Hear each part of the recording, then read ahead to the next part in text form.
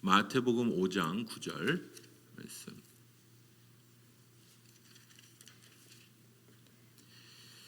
한 절 말씀인데요. 우리 같이 한 목소리로 같이 읽도록 하겠습니다. 마태복음 5장 9절입니다. 같이 읽겠습니다. 화평하게 하는 자는 복이 있나니 그들이 하나님의 아들이라 일컬음을 받을 것임이요. 아멘. 우리 같이 말씀 받기 전에 우리 같이 합심하여서 기도하시고 말씀 받도록 하겠습니다. 아버지, 오늘도 저희들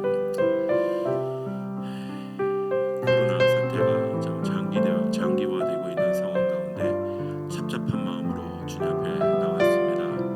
하나님, 여러 가지 삶이 우리를 참 망가지고 또 때로는 부자유하게 만드는 그런 가운데 있습니다. 교회 예배마저도 저희들이 참 이렇게 자유롭게 예배할 수 있음이 참으로 얼마나 소중한 것인지 다시 한번 깨달아 아는, 함께 모여 예배하는 것이 얼마나 참 소중한 것인지를 깨닫는 그런 기회가 되고 있습니다.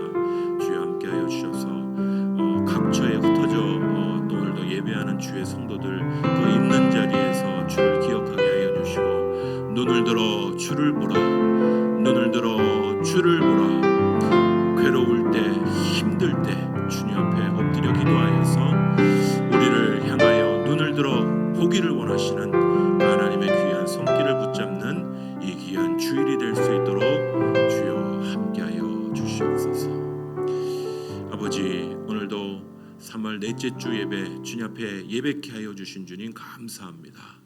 오늘도 주의 은혜 가운데 우리를 품어주셨다가 저희들 불러주셔서 예배케 하여 주신 주님, 오늘도 아버지 하나님 우리의 마음과 상황 주님 아시지요. 우리의 눌려있는 마음과 상황 주님 아시지요. 다시 한번 우리의 연약함과 부족함을 붙들어 주셔서 주의 온전한 능력의 손안에 붙잡히는 주의 귀한 백성들 되게 하여 주시옵소서. 하나님, 우리의 드릴 것이 없는 성도들이 많이 있습니다. 경제적인 직격탄을 맞은 주의 성도들이 많이 있습니다.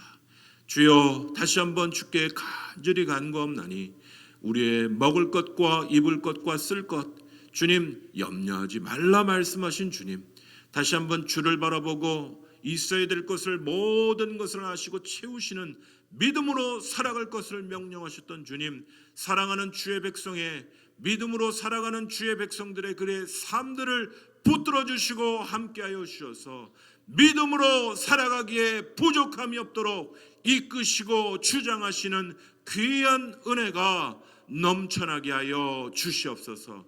더욱더 어렵고 혼란한 시대일수록, 어두운 세상일수록 더욱더 믿음으로 살아가기로 결심하는 주님을 더 믿음으로 바라보고 영광의 주님을 믿음으로 바라보고 따라가기를 소원하는 주의 백성에게 주의 한량없는 은혜와 놀라운 긍휼로 주여 넘치게 하여 주시옵소서.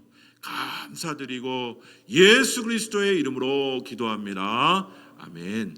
히터 좀 꺼주시면 감사하겠습니다.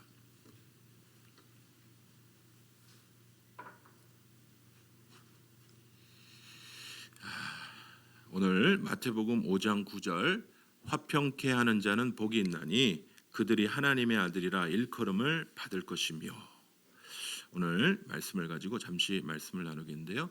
혹시 방송실 제가 말씀드린 거 준비가 됐습니까? 예?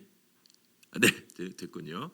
잠깐 동영상 보시고 우리 같이 계속 말씀 나누도록 하겠습니다. 1분 정도 되는 간단한 동영상인데. You've all seen that video. It's everywhere. It's the one with the two kids that interrupt the dad's interview. No matter how many times you see it, it just is always fun to watch again. So let's all watch it again right now. Scandals happen all the time. The question is, how do democracies respond to those scandals? And what will it mean for the wider region? I think one of your children has just walked in. I mean, shifting sands in the region. Do you think relations with the North may change? I would be surprised if they do. Pardon me. 한국 전형적인 업무하죠. 끌고 나가죠. 전 세계적으로 아주 For the region. 재미있는 업무하고 있어요. 왜 그래 이러면서 끌려 나가죠. South Korea policy towards North Korea. 예, 여기까지만 보시면 됩니다. 제가 뭐 딴 걸 얘기하려고 하는 건 아니고 요즘에 집에서 재택근무하시는 분들도 많은데 뭐 이런 상황들이 많이 벌어지지 않을까 그런 생각이 들어서 잠깐 준비해봤습니다. 요즘 계약도 미뤄지고 집에서 근무하시는 분들이 많이 계신 것 같은데 오히려 가정끼리 같이 모일 수 있는 시간은 많은 것 같아요. 그렇죠? 좀 여윳돈이 있으면 좋은데 여윳돈이 또 많이 부족할 수도 있지만은 이런 상황들을 보면서 가정에서 화평을 이루는 자는 복이 있나니 그런 또 산상수훈의 말씀처럼 들리는 그런 느낌이 듭니다. 여러분 어쨌든 우리가 어쩔 수 없이 당하게 되는 그런 상황일지라도 가정에서 주님이 주시는 화평을 누리실 수 있는 우리 귀한 성도들 한 분 한 분 되시기를 간절히 소원합니다. 여러분 알베르트 까뮤라는 이 분이 이 패스트라고 하는 자신의 책에서 이 악한 상황에 무엇이 진정 평화를 이루는 길인가라는 주제에 답변을 하려고 애를 썼습니다. 이 소설에서는요 알제리의 이 오랑이라는 곳에 이 쥐떼로 인한 이 패스트병이 퍼져 나갑니다. 그래서 이 쥐떼로 인한 패스트 때문에 이 지역이 완전히 이 생지옥이 되는 거죠. 이런 상황들을 맞닥뜨린 이 사람들이 세 가지 부류의 반응을 하게 됩니다. 첫 번째는 신문 기자인 이 랑베르라는 사람은 자신이 그냥 신문 기자니까 취재는 하지만 굉장히 현실 도피적인 반응을 보입니다. 자신은 피해 다니고. 두 번째 부류의 사람 중에 한 사람은 신부 파놀류라는 분인데요. 이분은 이 패스트라는 병이 이 신의 형벌이고 초월적인 신의 뜻에 따르자라고 이야기를 합니다. 그러니까 문제의 본질을 다가서기보다는 종교의 힘으로 뭐 도피하자는 식으로 얘기를 하는 거죠. 마지막 인물인 이 코타르라는 인물은요, 그 벌어진 상황 속에서 자신이 무엇을 싸워야 될지를 고민하며 전전긍긍하는 그런 인물로 등장합니다. 이게 이 알베르트 까뮤라는 이 철학자죠. 이 철학자는 어찌 보면 전후 폐허가 된 이 유럽을 배경으로 이 유럽을 어떻게 재건할 것인가, 또 인간의 그 악함, 이 악함에 대해서 어떻게 반응할 것인가. 자신은 이 세 번째 인물, 이 코타르와 같은 인물처럼 이 악을 대항하여 싸우는 그런 혁명적인 전쟁을 택하겠다라는 뜻의 의미를 이 소설에서 보여주었다 이렇게 생각이 듭니다. 많은 분들이 그리스도인은 꼭 두 번째 그 신부 이 파눌류라고 하는 이 신부처럼 반응한다 생각합니다. 늘 하나님 얘기하고 초월적인 어떤 대상에 대해서 이야기하고 악의 실체를 붙잡기보다는 뭔가 신의 저주라고 이야기하는 듯 보이는 그런 이야기, 허무맹랑한 이야기를 하는 사람들로 기독교인을 생각하고 기독교인들은 이 지금 지금 당하고 있는 이 현실 상황에 있어서 현실을 회피하려고 하는 사람들의 모습으로만 생각하기가 쉬운 거죠. 정말 이 기독교인들의 싸움이 믿는 자들의 싸움이 이런 현실 도피적인 것일까요? 여러분 이 예수님 당시에는 이 유대의 여러 분파들이 존재했습니다. 유대 이스라엘은 자신들이 포로기로 끌려가는 그런 시간들을 경험하게 되는데 그들이 포로기로 끌려갔던 바벨론에서 이제 70년 만에 하나님의 기적적인 은혜로 돌아오고 나서는 말씀 중심의 나라를 세워가게 됩니다. 그리고 그들이 전례 없었던 그들의 중심이 하나님이심을 인정하고 그들이 세상 정권에도 도전할 수 있는 어떻게 보면요 그 유대 이 이스라엘을 지나갔던 문명이 헬라 문명과 이 로마 문명인데 이 문명에 도전한 세력들이 거의 없는데 유대인들은 이 문명에도 도전한 그런 사람들로 유명합니다. 이 예수님 당시에도 이 여섯 분파들이 존재했을 걸로 예상이 되는데 그 첫째는요 바리새인들입니다. 이들은 구약과 유대의 구전 전승을 받드는 그런 완고한 보수주의자들이죠. 엄격한 율법주의자고 정교 분리, 그러니까 정치와 종교를 분리해서 우리는 정치에 간섭 안 하겠다라고 얘기했던 그런 보수주의자들이 바리새인입니다. 두 번째 부류는 사두개인들이죠. 이 사람들은 상류층의 종교 정치적 자유주의자들입니다. 이들은 사회에 관심이 많았지만 이 사람들은 이 부활이나 영혼 불멸 이런 데는 관심이 없었습니다. 그들은요 전통에 반대했을 뿐 아니라 이 바리새인들과도 극렬하게 대립을 했습니다. 세 번째 분파는요 서기관들입니다.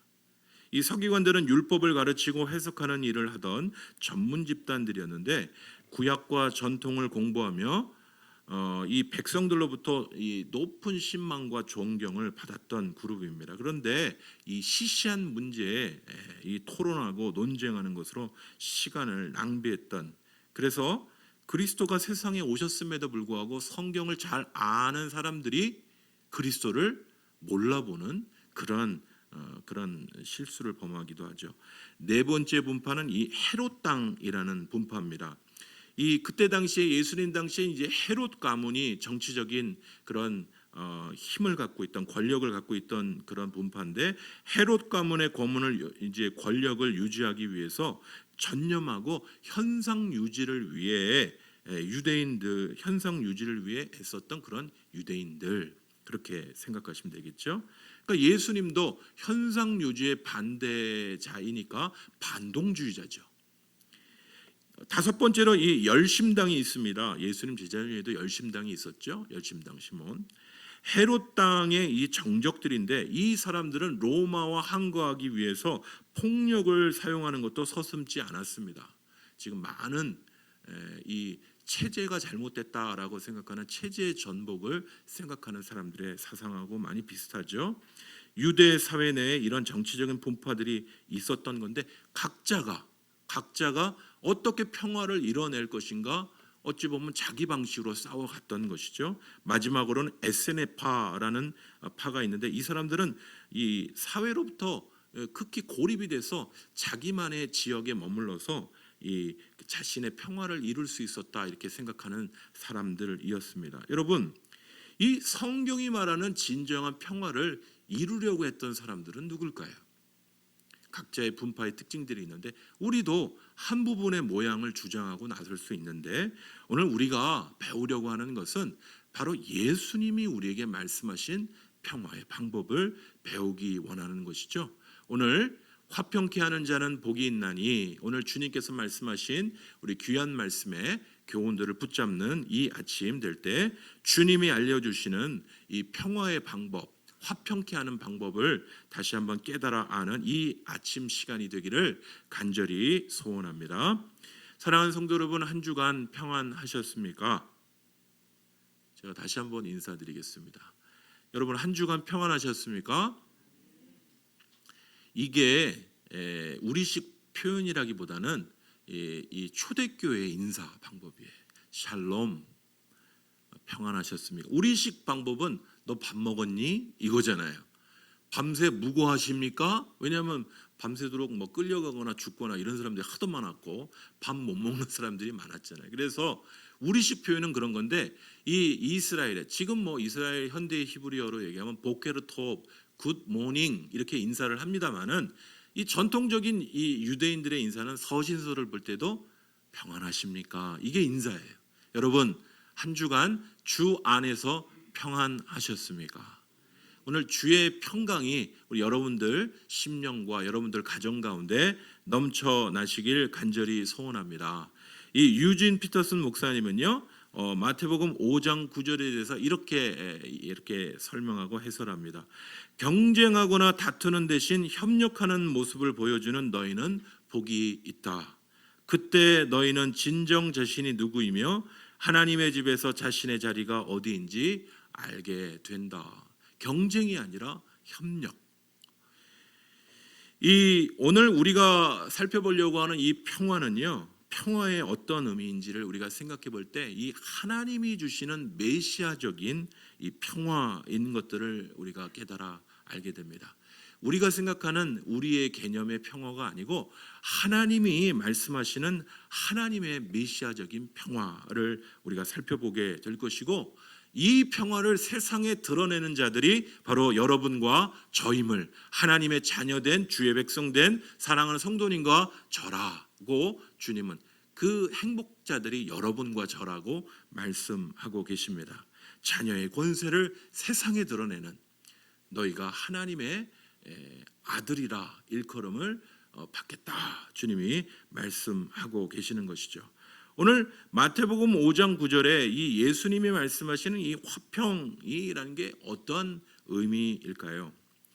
우선 우리가 이 화평케 하는 자 혹은 화평이라는 단어를 좀 살펴봐야 되겠죠. 이 화평이라는 단어는 원어의 이제 에이레네라는 단어입니다. 또 화평을 만드는 자는 에이레네 포이오스, 그러니까 그런 화평을 피스메이커 뭐 이렇게 번역을 할 수 있겠습니다만은, 이런 화평 혹은 화평을 만드는 자의 개념은 뭐냐면요, 이 화평이라는 것은 첫 번째로 적대감이나 전쟁이 없는 상태를 이야기합니다. 그게 이제 우리가 잘 아는 화평 아니겠습니까?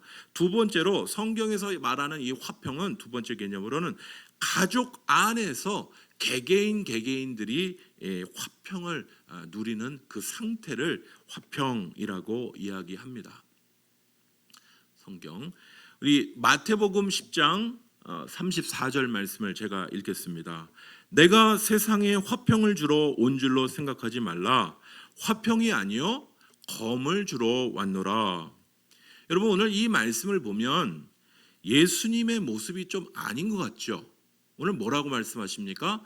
화평을 주려고 온 게 아니고 뭘 주러 왔다고요? 검을 주러 오셨다는 거예요. 예수님은 이 땅에 정치적인 평화나 가족의 평화를 위해 오시지 않았다고 말씀하십니다. 반대로 오늘 말씀만 들여다보면 그분은 오히려 가정이 평안한데 오히려 불화를 조성하는 듯 보이는 분으로 오늘 말씀에 이야기하고 있는 것입니다. 이게 무슨 뜻일까요? 예수님이 말하는 이 가정 안에서의 평화라는 것은, 성경에서 말하는 이 평화라는 것은 타협하고 순응하고 그리고 쉬쉬 덮어버리는 평화가 아닌 것이죠. 오늘 말씀의 우선순위 때문에 가정 안에서 오히려 이 화평이 깨어질 수도 있는 그런 화평이라고 말씀하시죠. 신앙과 불신앙의 차이 때문에 오히려 그 갈등 때문에 칼로, 오늘 검이라는 단어가 나와 있는데 칼은요 검으로 자르는 듯한 갈라짐이 나타나는, 불신앙과 신앙의 갈라짐이 나타나는 현상이 오히려 주님이 말씀하시는 화평이라고 말씀하십니다. 여러분, 성도가 가정 안에서 추구해야 하는 화평은요 큰 소리 나오지 않는 게 아니에요. 여보, 우리 싸우지 말자, 그냥 입 다물자, 그게 아니고 주님이 원하시는 화평은요 말씀 안에 진리 안에서의 온전한 화평인 것이. 여러분, 이 싸움들을 여러분 싸우실 수 있겠습니까? 우리 성도님들 중에서도 가정 안에 신앙 문제 때문에 기 못 펴시는 분들 많죠. 오늘도 예배 자리에 나오는데 많은 어려움들이 있는 분들 계실 거예요. 오늘 우리가 추구해야 될 화평이 무엇입니까? 오늘 고린도전서 7장 15절과 16절은 이렇게도 말합니다. 꼭 이 구절은요 믿지 않는 자와 갈라서라는 듯이 얘기하는 것처럼 보이기도 해요. 고린도전서 7장 15절과 16절은 이렇게 얘기합니다. 혹 믿지 아니하는 자가 갈리거든 갈리게 하라. 갈라서자 그러면 갈라서라는 거예요. 형제나 자매가 이런 일에 구애될 것이 없느니라. 그러나 하나님은 화평 중에서 너희를 부르셨느니라. 아내된 자여 내가 남편을 구할는지 어찌할 수 있으며 남편된 자여 내가 내 아내를 구원할는지 어찌 알 수 있으리요. 오늘 우리가 이 앞부분을 보지 않으면 꼭 이건요, 예수님이 너희 갈라서려면 갈라서라, 신앙 차이가 있으면 갈라서라, 그런 뜻처럼 보입니다. 우리가 14절 위에 이 말씀을 쭉 살펴보면 믿는 자와 믿지 않는 자가 가정생활을 할 수 있어요. 또 신앙생활을 하다 보면 어떤 분이 먼저 믿을 수 있지 않습니까? 그런 가운데 어떻게 우리가 그리스도의 화평을 가정 안에서 누릴 수 있냐는 문제예요. 고린도 교회 안에 실제 있었던 문제이기도 하고 오늘 우리에게 닥치는 문제이기도 합니다. 그 화평이 우리 가정 안에서는 어떻게 나타날 수 있는가? 앞에 부분에서는요, 비신자와 믿지 않는 남편이나 아내와 같이 살더라도 갈라지지 말라고 말합니다. 왜냐하면요, 부부는 두 사람이 한 몸이 된 거예요. 부부는 두 사람이 한 몸이 된 것이에요. 그래서 내가 아내에게 다른 사람에게 몸을 섞으면서 아내에게 다른 걸 주장할 수 없고 아내도 남편에게 다른 것들을 주장할 수 없어요. 왜냐하면 저는 아내에게 속해 있고 아내는 저에게 속해 있는 게 성경적인 부부 개념이에요. 그래서 사별이 아닌 이상은 이혼은 하나님 뜻이 아니에요. 왜냐하면 그 몸이 서로에게 속해 있기 때문에 그래요. 그래서 요즘에 돌싱이라고 하죠. 돌아온 싱글. 이혼이 너무 많이 벌어지는 시대인데 이혼은 성경적으로 권장하는 게 아닙니다. 왜냐하면 그 몸이 거룩해져 있어요. 구별돼 있어요. 둘이 결혼돼 있다면 결혼된 이혼이라는 상태도 떨어져는 있지만 이 몸은 그 몸에게 속해 있는 거기 때문에 그래요. 그런데 신앙의 이야기로 들어가서 만약에 불신자와 사는데 불신자가 같이 살고자 하는데 신앙이 달라요. 그럴 때는 같이 살라고 앞에 부분에 이야기합니다. 그런데 15절부터는 좀 많이 바뀌어서 그런데 믿지 아니하는 배우자가 갈라서자고 자꾸 얘기하는 거예요. 그럴 때는 갈라서도 된다는 허용적인 이야기를 하는 것이에요. 그러면서 뭐라고 얘기합니까? 오늘 그러나라는 단어가 들어갔는데 하나님은 화평 중에서 너희를 부르셨느니라. 야, 화평 중에서 하나님이 우리를 불렀대. 그러니까 갈라서라는 뜻인가 보다. 그냥 싸워서 되겠어? 화평, 조용하고 시끄러운 소리 안 나오는 거 화평. 그게 아니고 오늘 말씀에 뭐라고 얘기합니까? 너무 힘들 때 신앙 문제로 서로 다투고 갈라서기를 원하는 그 배우자가 있을 때는 갈라설 수 있지만 그러나 하나님은 우리가 진리 안에서의 화평 가운데 머물도록 우리를 부르셨다라고 말씀하시는 거예요. 아내된 자여 내가 남편을 구할런지 어찌 알 수 있으며, 그러니까 견디라는 거예요. 어렵고 힘들더라도 견디라는 거예요. 오늘 고린도전서 7장 15절 16절은 너희를 화평 중에 불렀으니까 네 남편이 안 믿고 그러면 갈라서라 라는 이야기가 아니고 너무 힘들고 어려울 경우도 있어요. 저도 그런 케이스를 많이 봅니다. 구타하는 남편, 정말 말이 안 되는 경우들이 있어요. 정말 갈라서는 게 옳다라고 생각되는 정도의 사람이 있어요. 그러나 성경은요, 그런 와중에서라도 아내 된 자여 내가 남편을 구할는지 어찌 알 수 있으며 남편 된 자여 내가 내 아내를 구할는지 어찌 알 수 있으리요. 화평이 참 쉬운 것 같지만 굉장히 어렵죠? 여러분 어떻게 느끼십니까? 이 화평은요, 좋은 것처럼 보이지만 말씀 안에서 화평을 지키는 것은 엄청난 싸움과 도전이 있는 것들을 우리가 보게 되는 것이죠. 여러분, 이 화평이라는 것은요, 그냥 쉬쉬하고 덮어버리고 타협하는 게 아닌 것이 진리 안에서의 화평인 것을 우리가 깨달아 알게 됩니다. 오늘 예수님이 말씀하신 이 에이렌의 이 화평은요, 오늘 인간과 인간 사이에만 적용될 뿐만 아니라 하나님과 인간 사이의 화평의 상태를 가리킬 때도 사용이 됩니다. 오늘 로마서 5장 1절은 이렇게 이야기해요. 우리 같이 한번 크게 읽어보실까요? 크게 읽겠습니다. 시작. 그러므로 우리가 믿음으로 의롭다 하심을 받았으니 우리 주 예수 그리스도로 말미암아 하나님과 화평을 누리자. 바울 사도는요, 우리가 죄인이었다. 과거에 주를 알기 전에 죄인이었다라고 얘기합니다. 우리가 주를 알기 전에 이 하나님과 적대적인 원수 관계였다라고 얘기합니다. 그래서 하나님의 진노의 두려움 가운데 머물러 있었다라고 이야기합니다. 그런데 이제는요, 예수 그리스도를 통하여 하나님과 화평된 자다라고 얘기를 하고 있는 것이에요. 우리가 이전에는 하나님을 바라보면 두려운 존재였습니다. 죄로 말미암아 또 극히 혐오하는 존재이기도 했죠. 그러나 예수 그리스도를 통하여 우리의 죄 문제가 해결해지고, 지난 시간의 말씀대로 얘기하면 우리의 마음이 청결해지고 하나님을 볼 수 있는 존재가 된 줄 믿습니다. 하나님과 화평된 존재가 되었다라고 얘기하는 것이, 사랑하는 성도 여러분, 예수님은요, 우리의 무너진 화평을 회복시켜 주시는 분이심을 여러분 기억하시길 간절히 소원합니다. 여러분, 십자가는요, 그만큼의 대가를 치른다는 뜻이에요. 화평이 그냥 이루어지는 게 아니라는 것을 얘기하는 거예요. 우리 가정에 무너진 진리 안에 화평을 세우는 일은 십자가의 대가를 치르기까지 어려운 일이라는 걸 보여주는 것입니다. 그러나 우리가 예수님 안에 발견하는 놀라운 은혜는 십자가의 은혜로, 예수 그리스도의 십자가의 은혜로 우리가 하나님의 방법을 받아들일 때 우리 가정 안에, 우리의 삶 가운데 주님이 원하시는, 하나님이 원하시는 진정한 화평이 이루어질 수 있음을 우리에게 알려주시는 것입니다.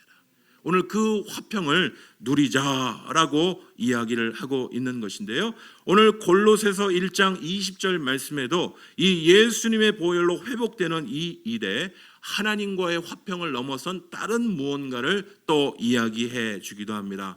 골로새서 1장 20절은 이렇게 얘기합니다. 그의 십자가의 피로 화평을 이루사 만물 곧 땅에 있는 것들과 하늘에 있는 것들이 그로 말미암아 자기와 화목하게 되기를 기뻐하심이라 라고 말씀하십니다.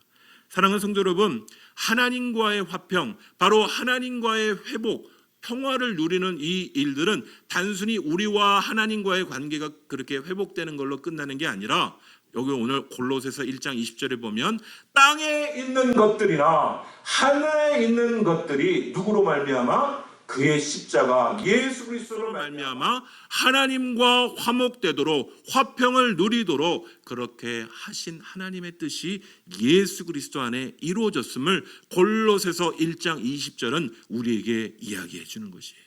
주님의 화평은요, 단순히 인간계 인간, 하나님과의 관계로 끝나는 게 아니라 이 전 우주적인 화평을 이루는, 이른바 구약의 단어로 얘기하면 샬롬을 이루는 것이에요. 여러분, 창세기에 하나님이 천지 만물을 만드시고 보시기에 좋았죠. 그 질서 있고 조화로운 모든 화평한 관계가 다시 예수 그리스도 안에, 죄로 말미암아 망가지고 부서진 우리의 삶 가운데 예수 그리스도로 말미암아 그 질서가 회복된 것을 말하는 거예요. 단순히 우리의 죄만, 우리의 가정에서의 그런 개인적인 관계의 회복뿐이 아니라 이 전 우주적인 땅에 있는 것이나 하늘에 있는 모든 것이 그리스도의 그 놀라운 통치로 말미암아 회복되고 새로워지는 것들을 말씀하고 있는 샬롬을 이야기하는 것이. 여러분, 이 평화가 단순히 이기적인 교회 안에 자기들끼리의 평화로 끝나는 평화이겠습니까? 오늘 에베소서 2장 14절은 이렇게 이야기합니다. 그는, 예수 그리스도는 우리의 화평이신지라 둘로 하나를 만드사 원수된 것 곧 중간에 막힌 담을 자기 육체로 허무신다라고 말씀하십니다. 바로 이 예수 그리스도께서 우리에게 주신 이 평화는 inner peace, 내 안에 느끼는 평화로다. 평화. 나르시시즘적인 평화가 아니에요. 이 평화는요, 담을 허무는 평화입니다. 이 평화는 중간에 막힌 담을 허무는 평화예요. 하나님과의 담이 허물어지고 이웃과의 담이 허물어지고, 오늘 에베소서의 말씀은 유대인과 이방인의 담이 허물어지게 하는 놀라운 화평의 피가 되고 화평의 이 평화인 것을 말씀하고 있는 것이에요. 여러분, 이 사람들이 모이는 곳에는 담이 존재합니다. 늘 담이 존재해요. 여러분, 지역적인 특색이 다르죠?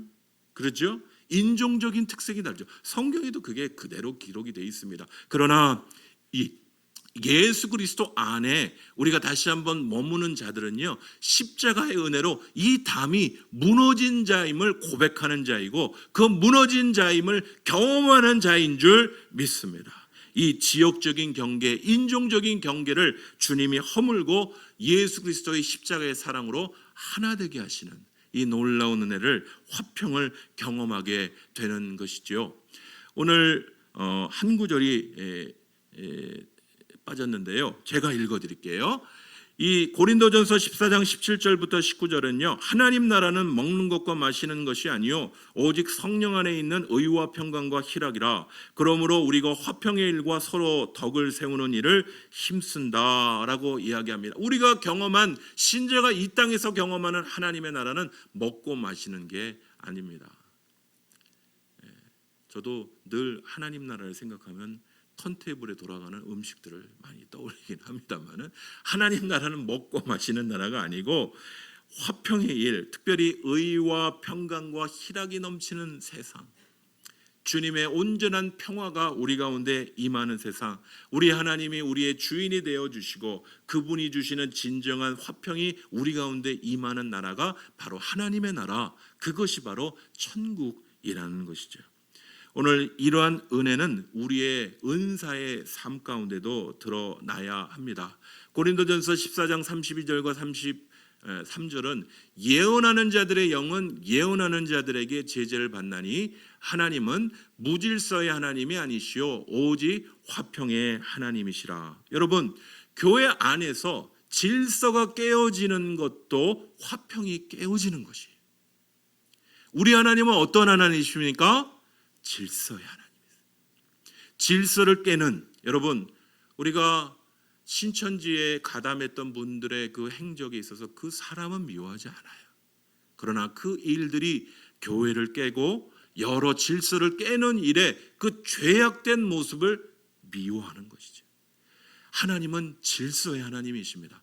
이 고린도 교회 안에는요, 예언들이 풍성했어요. 그래서 어떤 사람은 예배 도중에 벌떡 일어나서 자신이 할 수 있는 무슨 방언으로 막 시끄럽게 떠들고, 여기 어떤 사람이 벌떡 일어나서 예배 중에 막 그건 어떤 뜻이라고 그 예언을 풀어주기도 하고, 예배가 엉망진창이 되는 거죠. 무질서하게 되는 것이죠. 그건 하나님의 화평이 깨어지는 것이기 때문에 바울 사도는 얘기합니다. 우리를 질서 가운데 아름다운 예배로 주님 앞에 드리게 하시는 하나님께서 우리를 무질서 가운데 놔두시는 분이시냐? 너희 은사를 활용하고 드러날 때에도 질서 있게 하라는 거예요. 여러분, 방언이 하시기 원하시는 개인 기도 때 조용히 하시면 돼요.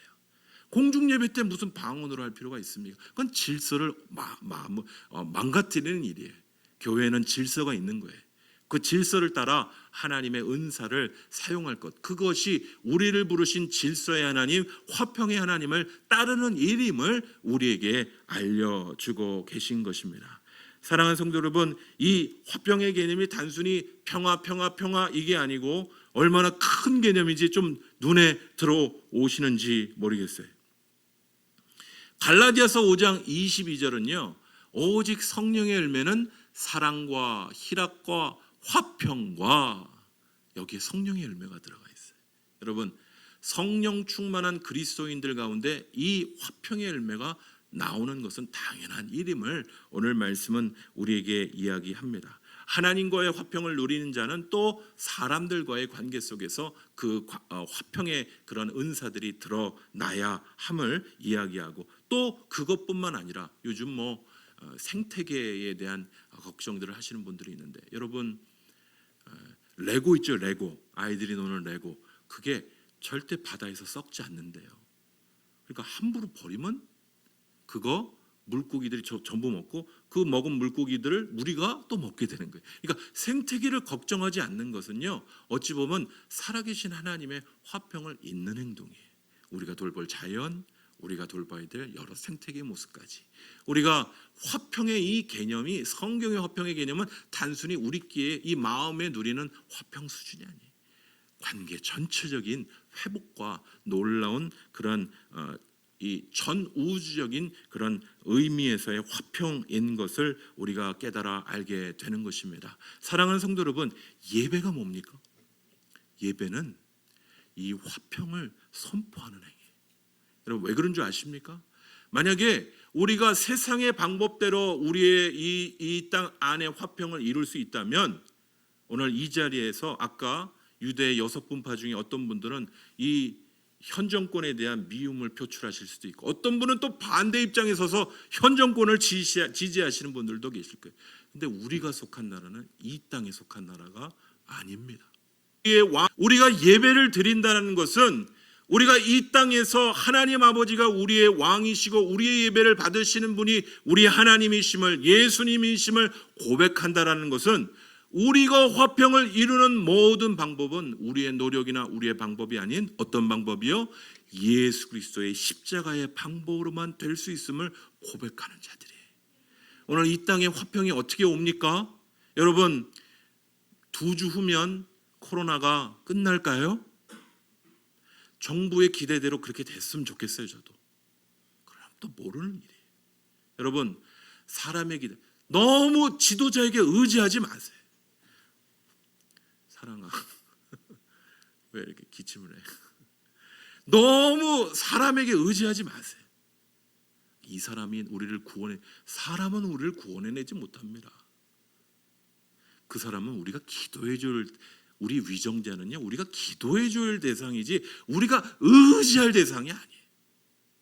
오늘 우리가 예배를 드린다는 이 예배의 의미는요 우리의 평화를 이루는 방법은 십자가, 예수 그리스도의 십자가가 우리의 평화를 이루는 방법임을 기억하는 자들임을 고백하는 자리예요. 그래서 저는 우리 성도들이 각자 자리에서 예배드리고 우리가 이제 그런 시스템이 돼 있지는 않지만 그렇게 예배드릴 수도 있지만 함께 모여서 이렇게 하나님이 우리의 왕이시고 우리에게 진정한 평화를 이루실 수 있는 분은 우리 하나님이심을 고백하는 이 예배 행위는 너무 중요한 거예요.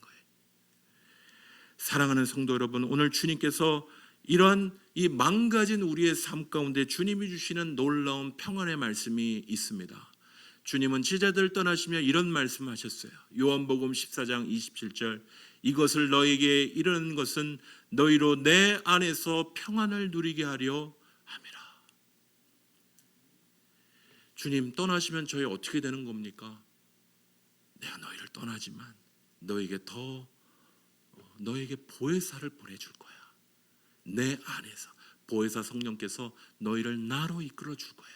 너희는 내 안에 머무는 것이고 내 안에서 평안을 누리게 될 것이야. 세상에서 너희가 환난을 당하나 담대하라. 내가 세상을 이기었노라. 주님이 말씀하십니다. 오늘 말씀이 좀 섞였어요. 말씀이 앞뒤가 좀 섞였어요. 죄송합니다. 이 요한복음 14장 27절은 평안을 너희에게 끼치노니 곧 나의 평안을 너희에게 주노라. 내가 너희에게 주는 것은 세상이 주는 것과 같지 아니하니라. 너희는 마음에 근심하지도 말라, 두려워하지도 말라. 요한복음 16장 33절은 이것을 너희에게 이르는 것은 너희로 내 안에서 평안을 누리게 하려 함이라. 세상에서 너희가 환난을 당하나 담대하라. 내가 세상을 이기었노라. 좀 말씀이 섞였지만 알아서 찾아보시기 바랍니다. 요한복음 14장 27절, 요한복음 16장 34절. 우리 주님께서 우리에게 주시는 이 평안으로 우리 앞에 닥친 모든 어려움과 이 위험들을 주의 평안함으로 이기고 승리하는 주의 종들 되시기를 간절히 소원합니다. 오늘 요한복음 15장 18절에서 19절은 이렇게 얘기합니다. 세상이 너희를 미워하면 너희보다 먼저 나를 미워한 줄을 알라. 우리가 가는 방식이 십자가로 이 평화를 이루겠다고 하는 이 방식이 세상이 이해하지 못할 수 있지만 미워함을 받고 세상이 오해할 수도 있지만 이것은요 너희가 세상에 속하였으면 세상이 자기의 것을 사랑할 것이나 너희는 세상에 속한 자가 아니요 도리어 내가 너희를 세상에서 택하였기 때문에 세상이 미워한다라고 말씀합니다. 우리가 주님 안에 속해 있고 우리가 예수님 안에 속해 있기 때문에 세상은 우리의 방법, 십자가의 방법을 모르기 때문에 미워하고 때로는 혐오할 수도 있다라고 이야기합니다. 그러나 사람들이 수긍하든 사람들이 수긍하지 않든 우리를 부르신 그 자리에서 화평의 사람으로 우리를 부르신 것을 기억하고 다시 한번 예수님이 걸어가신 십자가의 길을 우리도 걸어가도록 부르신 바 되었음을 기억하는 이 아침에 주의 귀한 성도들 되시기를 간절히 소원합니다. 여러분, 한국교회는요, 이 피스메이커의 역할, 평화를 전하는 자, 평화를 만드는 자의 역할들을 했습니다. 여러분, 교회가요, 양반과 백정이 같이 예배드리는 곳이었습니다. 아닙니까? 교회는요, 주의 말씀 안에 양반과 백정이 예배드리는 곳이었어요. 예수님 안에 허물지 못할 어떠한 벽도 없음을 인정하고 쉽지는 않았어요. 그러나 그런 곳이 예배 장소이고 그게 기독교예요. 여러분, 선거철만 되면 지역 감정을 부추기는 여러 정치인들이 있죠. 지역 감정이 간데온데 없을 곳이 바로 교회여야 할 줄 믿습니다. 우리가 어떤 지역적인 어떤 후보를 바라보는 게 아니라 하나님의 뜻이 무엇인가, 우리 가운데 이루어질 평화가 어떻게 이루어질까를 바라보는 것이지 그런 지역 감정이 우리를 흔들 수 없는 것이죠. 뿐만 아니라 지금 극도로 혐오와 갈등의 상태로 치달아 있는 이 한국 사회 가운데 우리도 이쪽에 설까 저쪽에 설까 고민하는 게 아니라 피스메이커, 평화를 만드는 자의 모습으로 서서 이 땅에 화평을 전하는 교회와 성도의 자리로 서야 될 줄 믿습니다.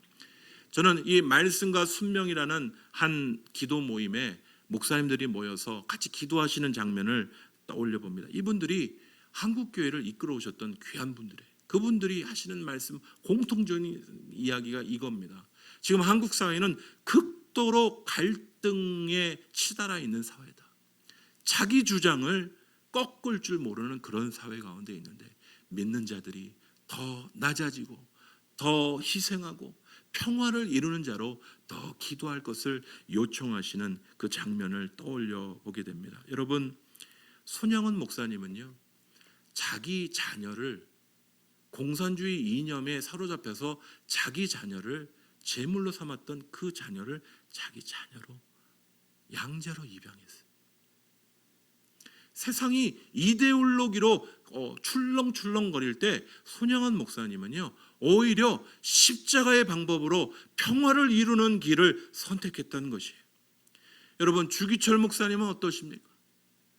그분은요, 신사참배를 반대하는 교단 전체도 그냥 수그리는 게 지금은 잠잠하는 게 옳은 것입니다. 하나님의 양심에 어긋나요. 십자가의 길을 걷던 거예요. 옥고를 치르면서라도 신앙의 양심을 지켰던 것이죠. 여러분, 오늘 주님이 원하시는 십자가의 길을 통하여서 이 화평을 이루는 길은 만만치 않은 길이에요. 너 힘이 없어서 그러니? 너 능력이 없어서 그러니? 왜 이렇게 쫄아서 그렇게 십자가의 방법으로 화평을 이루려고 하니? 세상은 그렇게 얕잡아 볼 수도 있습니다. 뭐 우리가 잘못했다고. 그러나 우리 주님 가신 길을 다시 한번 떠올리며 십자가의 방법으로 화평케 하는 자는 복이 있나니 저희가 하나님의 아들로 일컬어지는 사랑하는 성도님과 저를 주의 자녀로 이 세상에 정말 화평을 전하는 자로 우리를 부르셨음을 기억하고 그 십자가의 은혜를 나누고 전하시는 주의 귀한 성도들 되시기를 간절히 소원합니다. 마지막으로 사랑하는 성도 여러분, 주의를 우리가 되돌아보면 너무나 많은 분들이 이 주님의 사랑이 없어 죽어가는 분들이 많습니다. 특별히 이 코로나 바이러스로 이 정말 경제적으로 직격탄을 맞으신 분들이 많습니다. 한 분의 이야기를 잠깐 소개하면 한 식당에서 일용직을 하면서 살던 분이 계신데 갑자기 일자리가 없어진 거예요. 근데 이분은 또 65세도 되지 못해서 국민연금도 받을 수 없고 집세도 못 내고 하루 한 끼를 먹으면서 이분이 이런 고백을 했다고 합니다. 차라리 코로나19에 걸리면 병원에서 격리해주고 하루 3끼 먹을 수 있고 일당 얼마씩 정부에서 준다는데 코로나19에나 걸렸으면 좋겠다. 여러분, 우리가 높은 곳을 보면요 한도 끝도 없어요. 그런데 우리는 평화의 사람, 십자가의 사랑으로 낮은 곳을 보도록 우리를 불러주신 것이에요. 여러분, 우리 주변에 우리 주님의 사랑으로 이 평화를 전할 사람들이 없는지 우리가 주변에 다시 한번 살피고 주의 사랑을 더욱더 나타내는 주의 귀한 성도들 되셔서 우리를 부르심이 이 땅에 하나님이 주신 놀라운 평화를 일구는 자로 우리를 부르셨음을 기억하고 승리하실 수 있는 주의 귀한 성도들 되시기를 간절히 소원합니다. 우리 같이 기도하시겠습니다.